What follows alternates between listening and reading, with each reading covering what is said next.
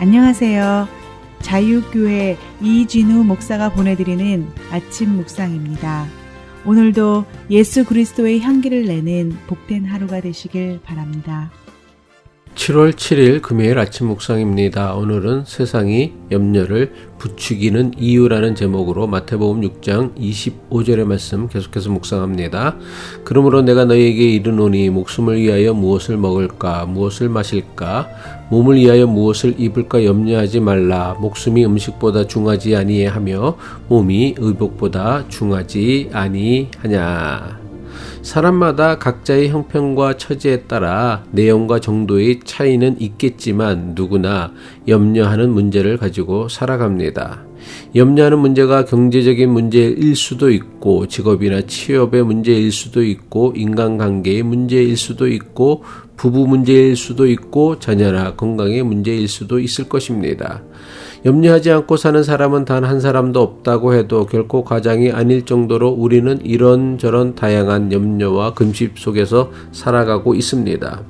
성경을 찾아보면 염려라는 단어가 구약성경 창세기부터 시작하여 신약성경에 이르기까지 성경 전반에 걸쳐 나타나고 있음을 보게 됩니다.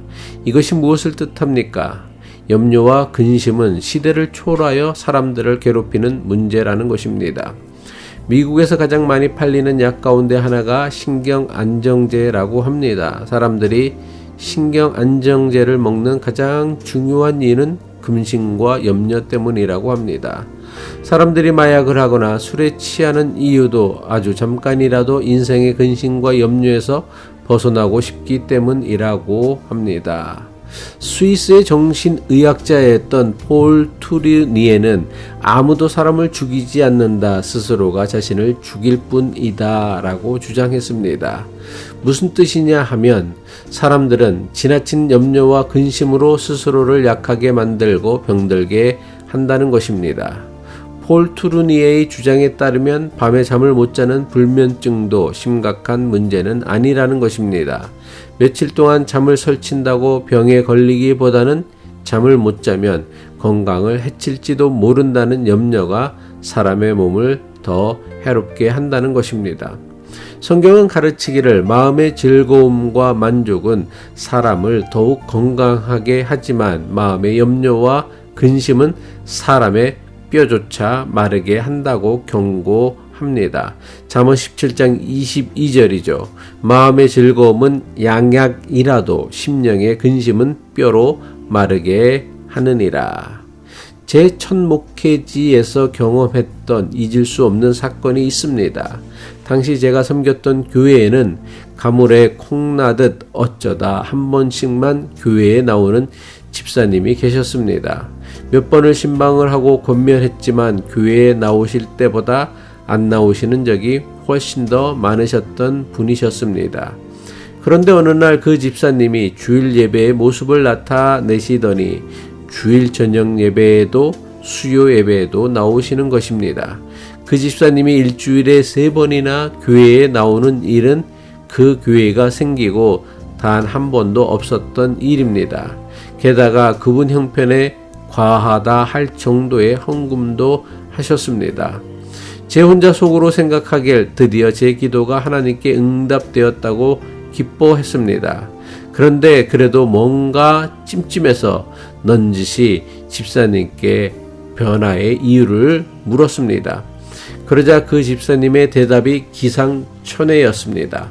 사연인즉 그분이 시내를 다녀오시는 중 버스터미널에서 심상치 않게 생긴 사람이 다가오더니 대뜸 애기 꼈어요. 올여름 넘기기 힘들 것이라고 하더랍니다.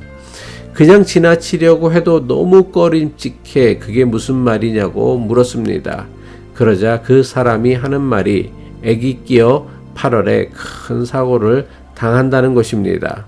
어떻게 해야 액을 피할 수 있냐고 묻자 큰 구술해야 한다고 했습니다. 구술하려면 100만 원이 든다고 했답니다. 집으로 돌아온 그분은 정말 구술해야 하나 곰곰이 생각하다가 그래도 명색이 집사인데 이참에 교회나 열심히 나가자는 결론을 내렸다는 것입니다. 그리고 100만 원이 드는 큰 구슬 하느니 절반쯤 되는 돈을 교회에 헌금하면 하나님께서 자기에게 닥칠 액을 피하게 해 주실 것으로 생각했다는 것입니다. 그 집사님의 이야기는 얼마 지나지 않아 모든 교인의 관심사가 되었습니다. 과연 그 집사님이 아무런 사고도 없이 8월을 넘길 수 있을지가 초미의 관심사가 되었던 것입니다. 교인들은 이참에 하나님이 더 센지 귀신이 더 센지 한번 확인해 보자는 그런 분위기였습니다. 만약 그 집사님에게 무슨 일이라도 생기면 그날로 교회 문을 닫아야 할 그런 분위기였습니다.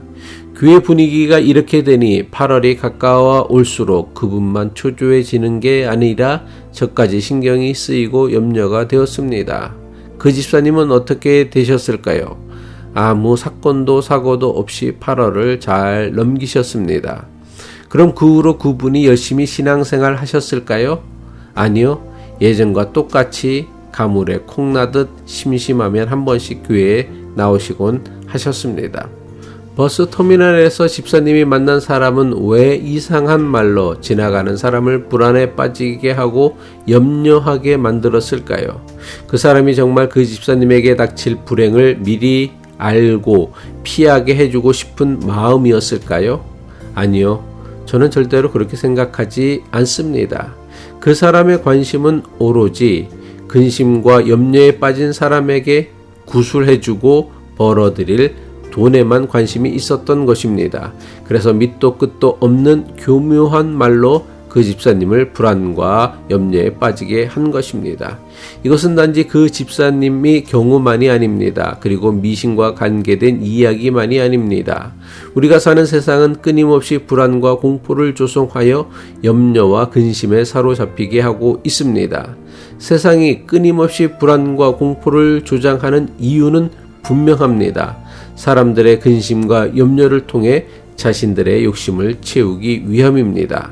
근심하고 염려하는 사람을 지배하기란 그리 어려운 일이 아니기 때문입니다. 이것은 오래전부터 지금까지 계속되고 있는 사람을 통제하고 지배하기 위한 악한 세상의 전략입니다. 기도하겠습니다. 우리의 선한 목자이신 하나님 아버지, 불안과 공포, 근심과 염려를 조장하는 세상의 미혹에 흔들리지 않는 담대한 믿음을 주옵소서. 오늘도 자족하고 만족할 줄 아는 삶의 태도로 하나님께서 예비하신 참 평안과 안식을 누리며 사는 믿음의 사람 되게 하옵소서. 예수 그리스도의 이름으로 기도합니다.